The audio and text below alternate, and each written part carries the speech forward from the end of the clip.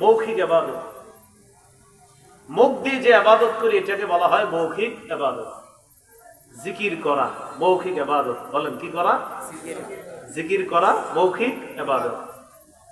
লা ইলাহা ইল্লাল্লাহ সুবহানাল্লাহ আলহামদুলিল্লাহ লা ইলাহা ইল্লাল্লাহ আল্লাহু আকবার। মৌখিক ইবাদতটা মন দিয়ে সবাই একটু করি, চলেন। সুবহানাল্লাহ আলহামদুলিল্লাহ লা আলিফ টানবেন, লা ইলাহা ইল্লাল্লাহ আল্লাহু আকবার। মৌখিক ইবাদত করলাম, জিকির করলাম, এটা মৌখিক ইবাদত। লা ইলাহা ইল্লাল্লাহ নামক এই মৌখিক ইবাদত যদি কেউ করে, দিল থেকে ইখলাসের সাথে করে, রাসূলুল্লাহ সাল্লাল্লাহু আলাইহি সাল্লাম বলেন, মান ক্বালা লা ইলাহা ইল্লাল্লাহ মুখলিসান কাত্তু ইল্লা ফুতিহাত লাহু আবওয়াবুস সামাই হাত্তা তুবসিয়া ইলাল আরশ। কেউ যদি ইখলাসের সাথে একবার লা ইলাহা ইল্লাল্লাহ পড়ে, আসমানের সবগুলা দরজা খুলে দেওয়া হয়, তার লা ইলাহা ইল্লাল্লাহ যেন আরশ পর্যন্ত পৌঁছে যায়। সুবহানাল্লাহ। মৌখিক ইবাদত আরেকটা, বলেন তিলাওয়াতুল কুরআন। কোরআন তেলাওয়াত করা মৌখিক ইবাদত। আল্লাহ পাক রব্বুল আলামিন বলেন, ওয়াতলু মা উহিয়া ইলাইকা মিন কিতাবি রাব্বিক। আপনি তেলাওয়াত করেন, আপনার রবের পক্ষ থেকে যা ওহী হিসাবে অবতীর্ণ করা হয় আপনি তেলাওয়াত করেন। লা মুবাদ্দিলা লিকালিমাতি। আপনার রবের কালিমা পরিবর্তন করার মতো কেউ নাই, কেউ পরিবর্তন করতে পারবে না। 21 পারার একদম শুরুতে, শুরু পৃষ্ঠা, শুরু আয়াতটা, উতলু মা উহিয়া ইলাইকা মিনাল কিতাব। কিতাবের যা আপনাকে ওহী হিসাবে দেওয়া হয় তা আপনি তেলাওয়াত করেন। আল্লাহ আমাদের সকলকে বেশি বেশি কোরআন তেলাওয়াত করার তৌফিক দান করেন, আমিন। তিরমিজির বর্ণনা 2910 নম্বর হাদিস, 2910 নম্বর হাদিস। قال رسول الله صلى الله عليه وسلم من قرأ حرفا من كتاب الله فله به حسنة وفي رواية فله حسنة والحسنة بعشر أمثالها। রাসূলুল্লাহ সাল্লাল্লাহু আলাইহি সাল্লাম বলেন, কেউ যদি কোরআনের একটি অক্ষর উচ্চারণ করে, আল্লাহ তার আমলনামায় 10টি নেকি লিপিবদ্ধ করে দেয়। তার আমলনামায় 10টি নেকি লেখা হয়। নবী বলেন, আলিফ লাম মিম পুরাটা একটা অক্ষর, আমি এমনটা বলছি না। লা আকুলু আলিফ লাম মিম হারফুন। আলিফ লাম মিম পুরাটা একটা অক্ষর এমনটা বলছি না। ওয়ালাকিন আলিফুন হারফুন ওয়া লামুন হারফুন ওয়া মিমুন হারফুন। আলিফ একটা অক্ষর, লাম একটা অক্ষর, মিম একটা অক্ষর।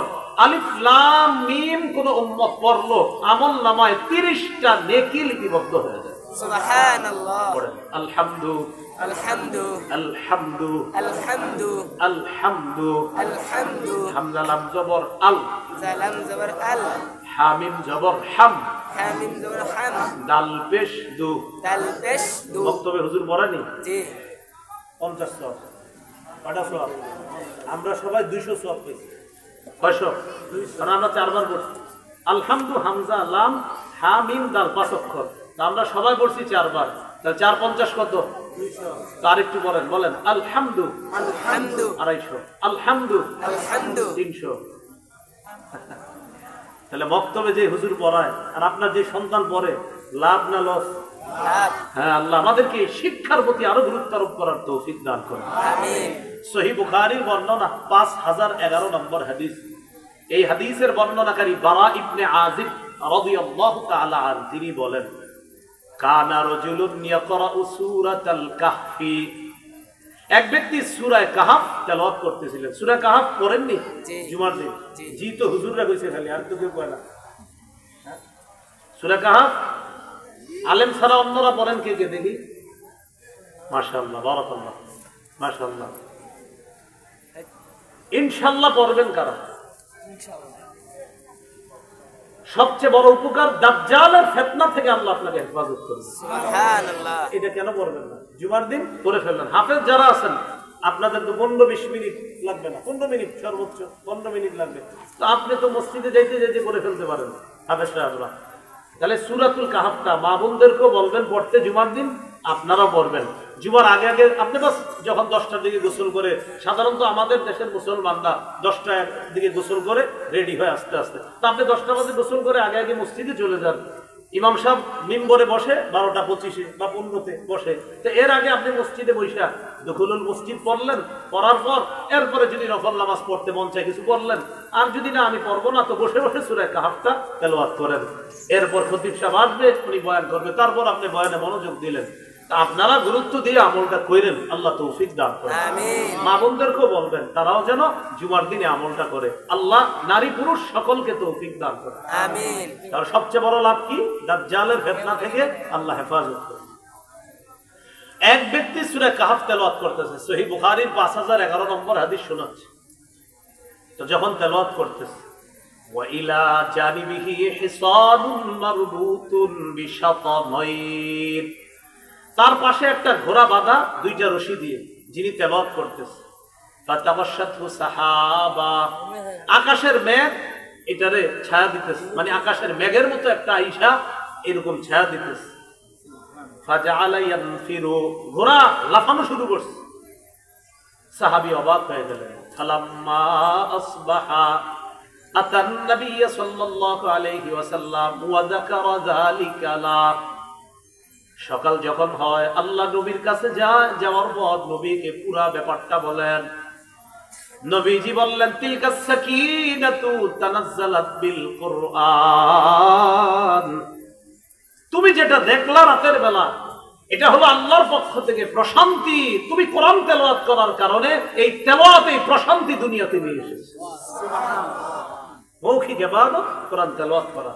আল্লাহ আমাদের সকলকে ইবাদত করার তৌফিক দান করেন। আমিন।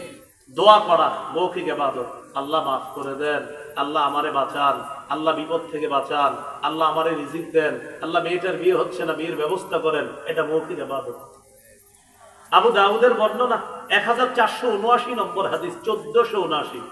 قال رسول الله صلى الله عليه وسلم الدعاء هو العبادة, রাসূলুল্লাহ সাল্লাল্লাহু আলাইহি সাল্লাম বলেন, দোয়া করাটাই ইবাদত, দোয়া করাটাই ইবাদত। সুবহানাল্লাহ, দোয়া করাটাই ইবাদত। তাহলে দোয়া করব তো ইনশাআল্লাহ। ইনশাআল্লাহ। সূরা আনআমের 55 নম্বর আয়াতে আল্লাহ বলেন, উদউ রাব্বাকুম তাদাররুআন ওয়া খুফিয়া, তোমরা তোমাদের রবকে ডাকো তাদাররুআ, বিনীতভাবে, বিনয়ের সাথে, ওয়া খুফিয়া, চুপিসারে। একটা দুইটাই ঘুম ভাঙা গেছে, ওযু লাগবে না, হাতটা উঠায় বলেন, আল্লাহ আমি তো পেরেশানিতে আছি মাবুদ, আমার বিবিও জানে না, সন্তানরাও জানে না, দুনিয়ার কেউ জানে না, সবার দরজা বন্ধ হয়ে গেছে। আল্লাহ আপনার দরজাটা তো বন্ধ হয় নাই, আমার এই পেরেশানি থেকে আপনি উদ্ধার করেন। চুপিসারে এইভাবে আল্লাহরে বলেন। আল্লাহ আমাদের সকলকে দোয়া করার তৌফিক দান করেন। এটা কি ইবাদত? মৌখিক ইবাদত।